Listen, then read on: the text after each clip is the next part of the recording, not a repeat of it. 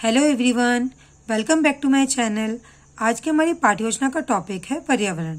तो सबसे पहले हम कुछ जनरल इन्फॉर्मेशन फिल करते हैं, जैसे विषय सामाजिक अध्ययन, प्रकरण पर्यावरण, कक्षा 6, दिनांक आप यहाँ पर वही दिनांक डालेंगे जिस भी दिनांक में आप बच्चों को यह लेसन प्लान पढ़ाएंगे। कालांश यहाँ पर आप अपना पीरियड लिखेंगे। उसके बाद हम सामान्य उद्देश्य लिखते हैं। यह सब्जेक्ट ओरिएंटेड होते हैं, जैसे कि सामाजिक अध्ययन में छात्रों की रुचि विकसित करना, छात्रों की चिंतन शक्ति एवं तर्क शक्ति का विकास करना, छात्रों के सामान्य ज्ञान में वृद्धि करना, छात्रों को भूगोल का बोध कराना। अब हम विशिष्ट उद्देश्य लिखते हैं। यह टॉपिक ओरिएंटेड होते हैं, जैसे ज्ञानात्मक उद्देश्य, छात्राएं पर्यावरण के विषय में बोध कर सकेंगी। भावात्मक उद्देश्य, छात्राएं पर्यावरण में रुचि विकसित कर सकेंगी। क्रियात्मक उद्देश्य, छात्राएं पर्यावरण से संबंधित चित्र बना सकेंगी। उसके बाद हम सहायक सामग्री लिखते हैं। अपने लेसन प्लान को पढ़ाते समय हम जिस जिस सामग्री का उपयोग करेंगे उसको हम यहाँ पर लिखेंगे, जैसे लपेट शामपट, स्वेच्छक, चार्ट आदि।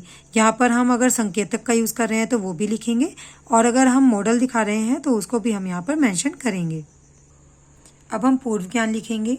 जैसे कि हमारा टॉपिक है पर्यावरण, तो हम यह मानकर चलते हैं कि छात्राओं को पर्यावरण के विषय से संबंधित पूर्व जानकारी है। अब हम प्रस्तावना प्रश्न लिखते हैं। यह वे प्रश्न होते हैं जो हमारे पाठ्य योजना को और भी ज़्यादा इंटरेस्टिंग बनाते हैं। जैसे इसके लिए हम क्रम संख्या, छात्राध्यापिका क्रिया और छात्रा क्रिया, इस तरह से हम एक कॉलम बनाते हैं और उसमें कुछ प्रश्न लिखते हैं। यह प्रश्न इस प्रकार से बनाए जाते हैं कि जो पहले प्रश्न का उत्तर आएगा उसी से ही हमारा दूसरा प्रश्न शुरू होगा। हमारा पहला प्रश्न है, सौर मंडल में कितने ग्रह होते हैं? तो बच्चे आंसर करेंगे 8। मनुष्य किस ग्रह पर रहता है? पृथ्वी पर। पृथ्वी पर मनुष्य किन किन चीज़ों से घिरा हुआ है? वायु, जल, मिट्टी, पेड़ आदि। ये सभी चीज़ें मिलकर क्या कहलाती हैं? तो हो सकता है कि कुछ बच्चे इसका आंसर दें और हो सकता है कि बच्चे आंसर ना दें। तो यहाँ पर हम लिखेंगे संभावित उत्तर। अब हम उद्देश्य कथन लिखेंगे। छात्रों, आज हम पर्यावरण के विषय में विस्तार पूर्वक अध्ययन करेंगे। अब हम शिक्षण बिंदु लिखते हैं। इसके लिए हमें कुछ कॉलम बनाने होते हैं, जैसे कि शिक्षण बिंदु, अपेक्षित व्यवहारिक उद्देश्य, शिक्षण अधिगम अनुभव, छात्राध्यापिका क्रिया, छात्रा क्रिया, शिक्षण विधि, प्रविधि एवं सहायक सामग्री और मूल्यांकन। जैसे कि हमारा पहला शिक्षण बिंदु है पर्यावरण का अर्थ। हम अपेक्षित व्यवहारिक उद्देश्य में लिखेंगे छात्राएं ज्ञान का प्रत्यास्मरण करेंगी। अब हम विकासात्मक प्रश्न लिखते हैं। ऑक्सीजन पर्यावरण में कहाँ से आती है? तो बच्चे आंसर करेंगे पेड़ पौधों से। फिर हम दूसरा प्रश्न पूछते हैं, पर्यावरण से आप क्या समझते हैं? तो बच्चे इसका आंसर नहीं दे पाएंगे, तो हम यहाँ पर लिखेंगे संभावित उत्तर। और हमने बच्चों से यह प्रश्न पूछा है तो इसलिए यह प्रश्नीकरण प्रविधि होगी। अब छात्राध्यापिका कथन लिखेंगे और अपेक्षित व्यवहारिक उद्देश्य में लिखेंगे छात्राएं पर्यावरण के विषय में बोध कर सकेंगी। पर्यावरण, परि प्लस आवरण इक्वल्स टू पर्यावरण, जहाँ परि का अर्थ है चारों तरफ तथा आवरण का अर्थ है घेरना। इसी प्रकार पर्यावरण का अर्थ चारों तरफ से घेरना, अर्थात मनुष्य के चारों ओर का वह क्षेत्र जो उसे घेरे रखता है तथा उसके जीवन को प्रत्यक्ष व अप्रत्यक्ष रूप से प्रभावित करता है, पर्यावरण कहलाता है। पर्यावरण को अंग्रेजी में एनवायरनमेंट कहते हैं। छात्रा क्रिया में लिखेंगे सभी छात्राएं ध्यानपूर्वक सुनेंगी तथा शामपट कार्य को अपनी उत्तर पुस्तिका में अंकित करेंगी। यहाँ पर हमने बच्चों को यह समझाया है, तो यह हमारी कथन विधि होगी। और हम अंत में अपने शिक्षण बिंदु से ही संबंधित एक प्रश्न पूछते हैं, तो वह है पर्यावरण का अर्थ बताइए। हमारा दूसरा शिक्षण बिंदु है पर्यावरण के प्रकार। हम पहले की ही तरह कॉलम्स बनाएंगे और अपेक्षित व्यवहारिक उद्देश्य में लिखेंगे छात्राएं ज्ञान का प्रत्यास्मरण करेंगी।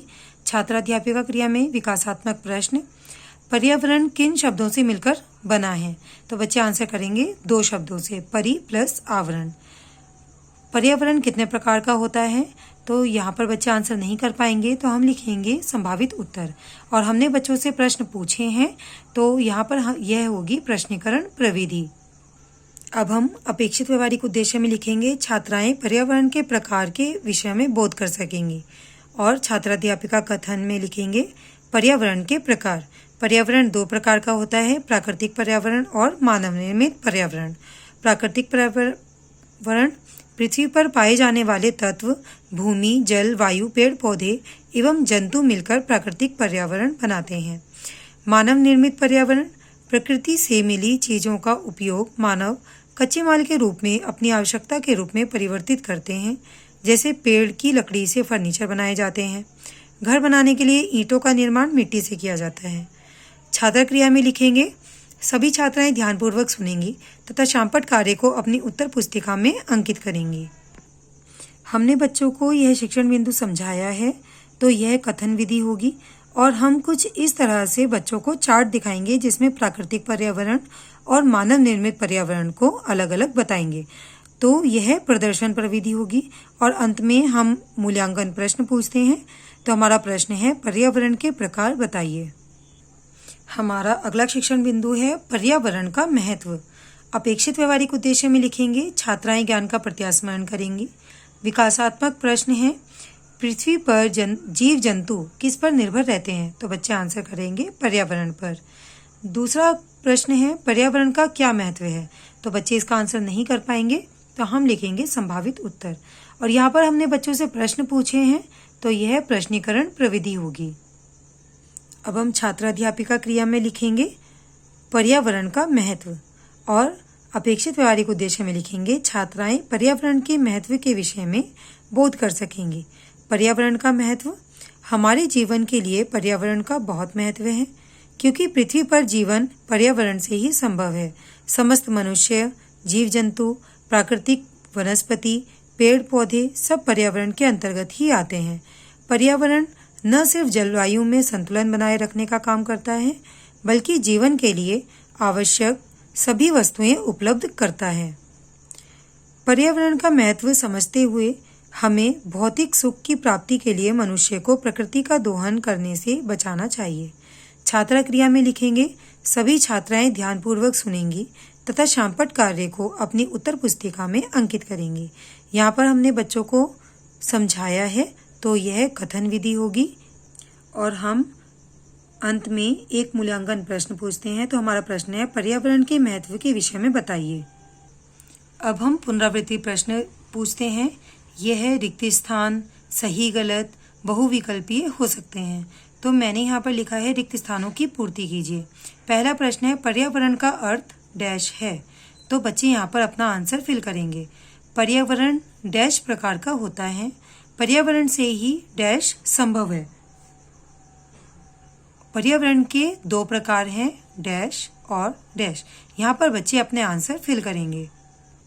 उसके बाद हम शामपट कार्य लिखते हैं और इसके लिए हम एक ब्लैक चार्ट लगाते हैं, बिल्कुल ब्लैक बोर्ड की तरह ही, और उसमें एंट्रीज फिल करते हैं। जैसे विषय सामाजिक अध्ययन, प्रकरण पर्यावरण, कक्षा 6, दिनांक और कालांश आप वही डालेंगे जिस भी पीरियड और डेट में आप अपना लेसन प्लान पढ़ाएंगे। पर्यावरण परि प्लस आवरण अर्थात चारों तरफ से घेरना। पर्यावरण के प्रकार, प्राकृतिक पर्यावरण और मानव निर्मित पर्यावरण। पर्यावरण का महत्व, हमारे जीवन के लिए पर्यावरण का बहुत महत्व है। मनुष्य को प्रकृति का दोहन करने से हमें बचाना चाहिए। अब हम बच्चों को होमवर्क देते हैं। पर्यावरणों के प्रकारों का चित्र अपनी उत्तर पुस्तिका में बनाएं। अब हम संदर्भ पुस्तिका लिखते हैं। NCERT द्वारा अनुमोदित कक्षा 6 की सामाजिक अध्ययन की पाठ्यपुस्तक हमारा पर्यावरण। अगर आपको वीडियो अच्छी लगी हो तो प्लीज़ वीडियो को लाइक करें, शेयर करें एंड चैनल को सब्सक्राइब करें। Thank you.